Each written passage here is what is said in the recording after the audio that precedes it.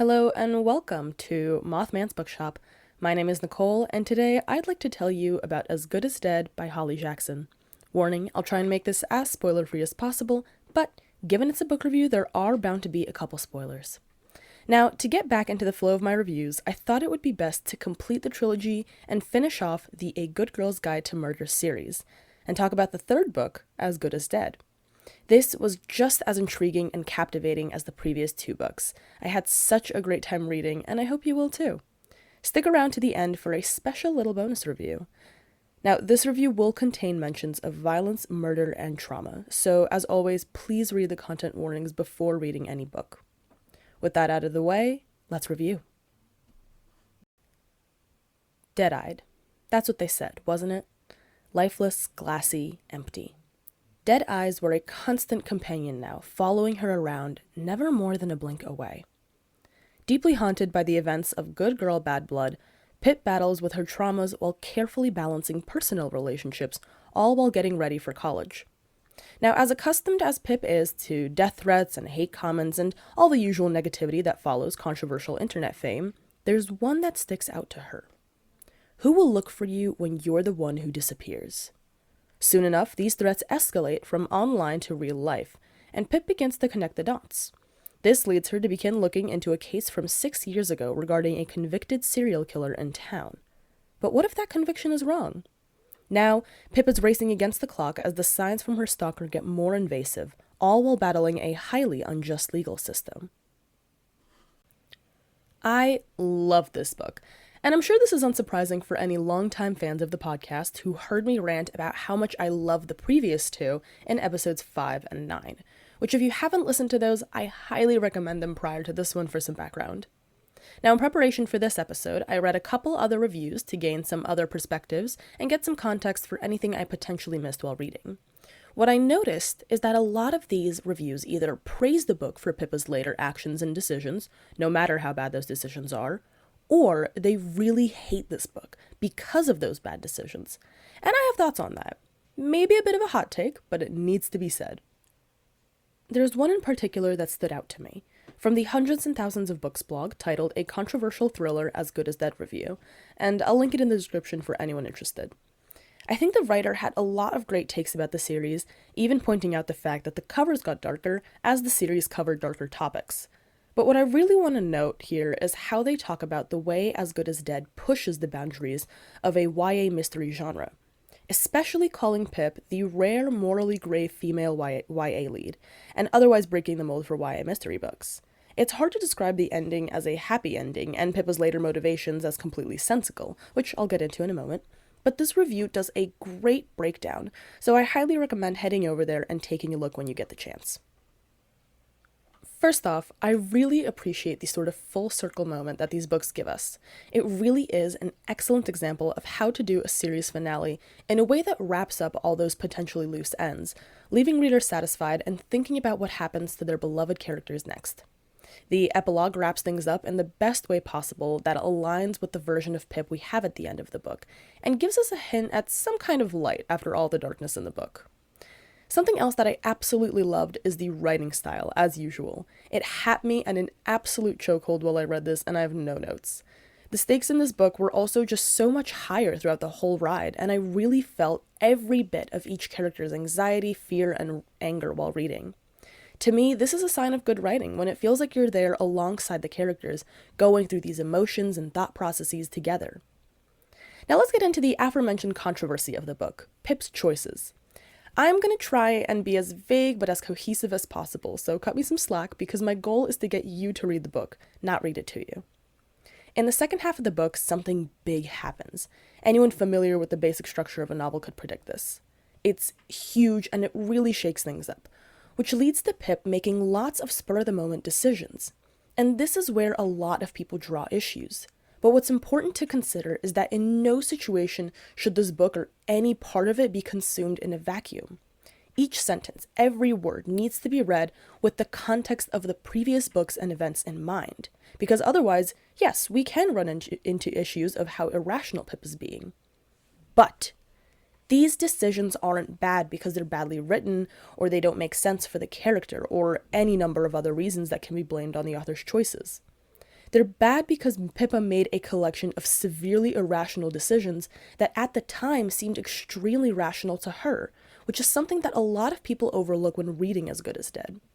Pip is deeply, deeply traumatized from the events of the past two books, and we can see that becoming worse or spiking in certain moments, or just showing itself in different ways throughout this book, which is a really beautiful representation of how trauma can impact your daily life, even if others don't realize that. And I commend Jackson for her depiction of that, just in its own right. But speaking of Pippa's decisions, speaking of that irrationality, it sort of exemplifies the morally grey version of Pip that we see later in that book. Even die-hard Pip fans would be heavily conflicted over her drastic actions, and it's difficult to find a good justification for them regardless of all the context. But that's also what makes this book so great, is this conflicting period of not being able to decide whether we as the reader are on Pippa's side or not. Something else that I really love about Jackson's writing in all her books, and in this book especially, is the way that she connects all the little details, mistakes, and decisions, and pays attention to continuity when writing instead of sweeping little things under the rug. Those little things may seem insignificant, but do make just that much of a difference in the grand scheme of things. When reading, we see all of these brief throwbacks and this sort of butterfly effect over the course of the trilogy, which shows a really great example of how even the smallest decision can make a huge impact on not just the story, but the reader's experience as well. Sort of building off this general point I'm making, what this book really shines in is paying attention to what sort of consequences may follow different actions no matter how right or wrong they are. This continuous trend of significant consequences helps build up the book and make it realistic in a way that you don't see too often. And that's not saying that there are no plot holes in this whatsoever. I'm sure if I were to really nitpick and analyze all three books next to each other, I could find something. Maybe even a couple examples.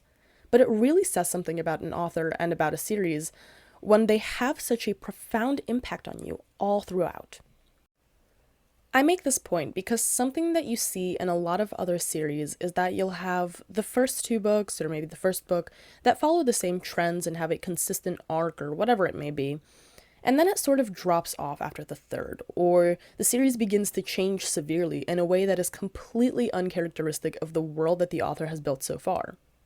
That's something that can really break the reading experience, which you've heard me mention so many times.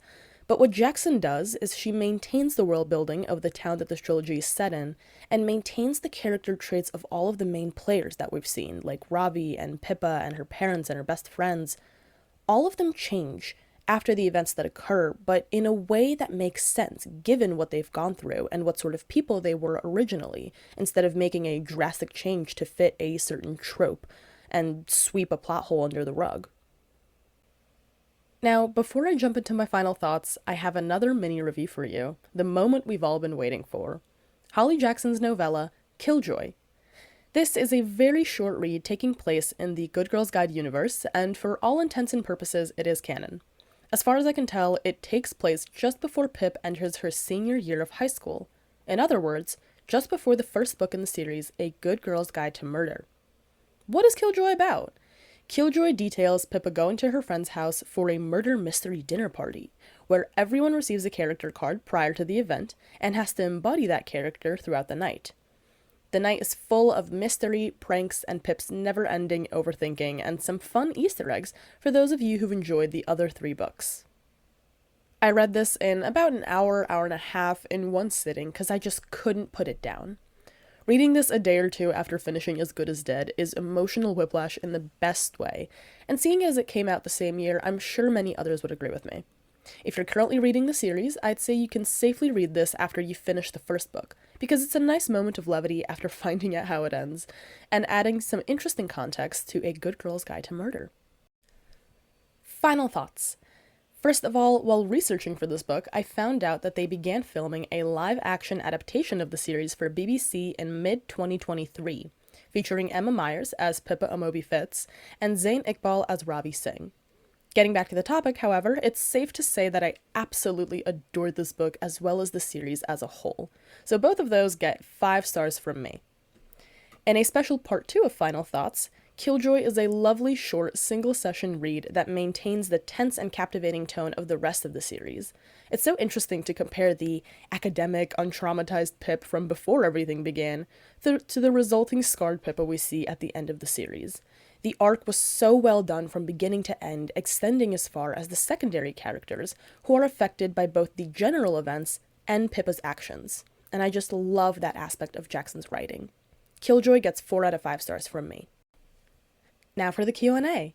From Who Is This on Instagram, what are your favorite plot points from the book, and would you recommend it? Now, I can't reveal my favorite plot points just for the sake of spoilers, but I would absolutely recommend this to any one of my friends, especially if they like murder mysteries or YA fiction in general. Before I leave, I just want to give a huge thank you to everyone who has stuck around since my very long break. I know it's been a while. I'm going to do my best to upload at least every other week, every 2 weeks, but it is difficult. So be patient, as you've been, and I'll see you next time. Thank you all for listening to this episode of Mothman's Bookshop. I hope you've enjoyed it. If you did and would like to know when the next episode comes out, do yourself a favor and follow the podcast, and if you have any questions or recommendations, feel free to use the form in the description or join the Discord. Once again, my name is Nicole, and I'll see you next time here in Mothman's Bookshop.